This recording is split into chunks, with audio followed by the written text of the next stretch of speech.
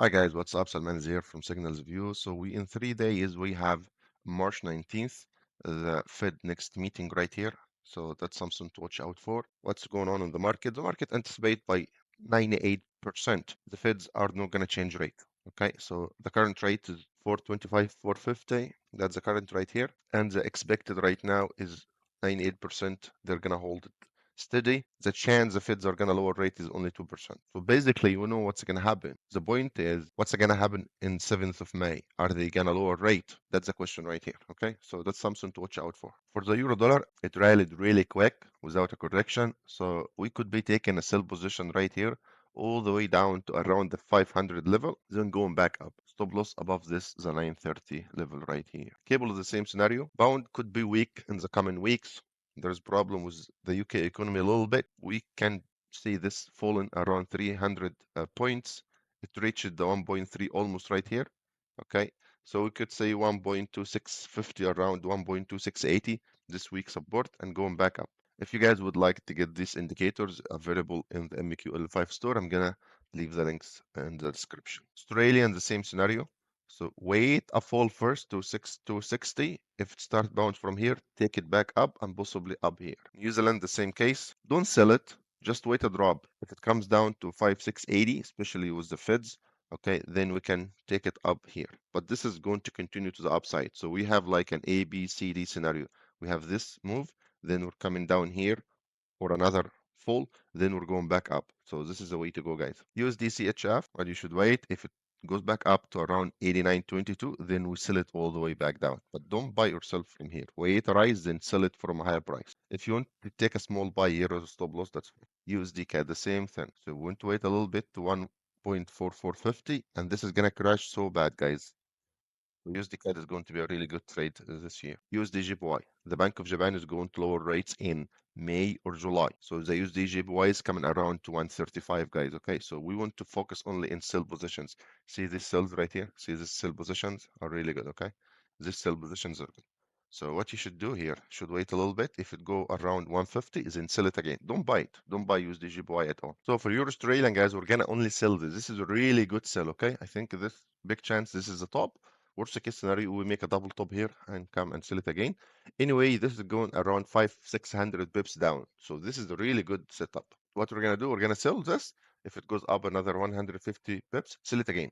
Okay, don't be worried. Nasdaq is going really good to a buy position. I think this correction is about to be finished. The 19,000 is a very good level right here. We have a support 19,177. We have a resistance 19,734. So the market could open in a correction down or a gap down. Any drop right here, we want to stop selling. There is no more selling here. So we want to buy. You have 19,177 and you have 19,400. Okay. So if it comes down, start going back up, target 1973.4. Okay, we break this level, we go to 2237. This is the next level right here. Then from here, get small correction, going to 2700. Okay, so this is the way to go, guys.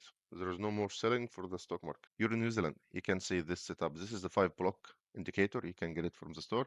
This is a support resistance. It's really good and helpful. You can see this is the resistance level. You can see the waves are getting smaller. Okay, you can see this one right here. Here we start coming down. Okay, we couldn't break to the upside. So that's a lower high and bang right there.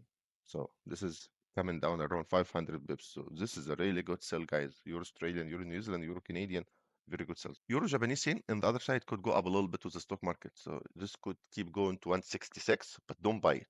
We don't want to buy it. Wait, let it go to 166 or so, then we sell it from here all the way down back to 153. Okay, this is the way to go. So avoid this one for now. Euro Canadian only a sell. So this could go up a little bit. So sell it here. If it go up to this level, sell it again all the way down to here, guys. Okay. Euro bound, this is a sell, but this is probably is gonna go ranging a little bit because the bound also is expected to be weak. Bound Australian, just like Euro Australian, all the way down here, guys. This is a really good trade. Okay. Bound New Zealand the same, small correction, going all the way down. So this is a really good setup for next week. Bound Canadian, the same. So wait a little bit here, then go all the way down here to this. Bound franc, avoid this one for now. Bound Japanese yen. So this is only a sell, only take a sell. See, sell position like this, sell position like this. That's good. So what you should do, bound Japanese yen, it could go all the way up to 195.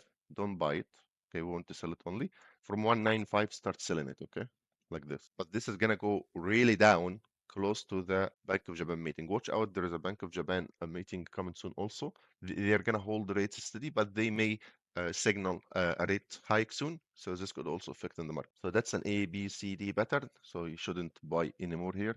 Wait, you can see you have a support here. If it dropped to this level, that's a gold right here, guys. You have an A, B, C, D pattern, 23,000. Don't buy this level. Wait, if it drop all the way down to 2930 or 2900, we can start taking a buy from here. Don't invest before this level. 2940 at least. This need a correction, guys, especially with the Feds. Okay, watch the Feds. They may crash gold as a correction. You have an A, B, C, D pattern. Wait, if it comes down to 3260 or 3180, we can buy it from here. Don't sell it. Don't sell gold or silver. Just wait to get a better price. The Dow Jones. Okay. So the Dow is only a buy.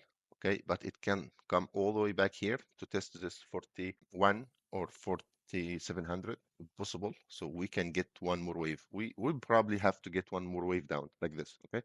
Then from here we go back to 42,155. This is going only to be a buy in the next week. Don't sell it, but be careful. It could fly with the Fed's meeting, guys. Oil is one of the best setup. So oil is only a buy. You can see there was a big oil. I think is one of the best trades. It come down all the way down from 80, made a flat correction here, coming all the way down here. I think this is very good. This is a very good place to start buying at 67. So we target all the way down to 7150. Then if we above, then we go to 73.90. That's it. We shouldn't go any further more than 74. From here, if it's coming down, we can sell it back, guys. BTC is coming down now. Its market's open. Wait to come down to 80 level. Then from 80, if it starts bouncing back up, we can take a buy position with a stop loss. Watch out, Jerome Powell, if he's negative a little bit, he can crash the Bitcoin and the market a little bit. So watch out for Powell's speech. It's gonna move the Bitcoin and the gold and the indices. That's it. Thank you, guys, and have a wonderful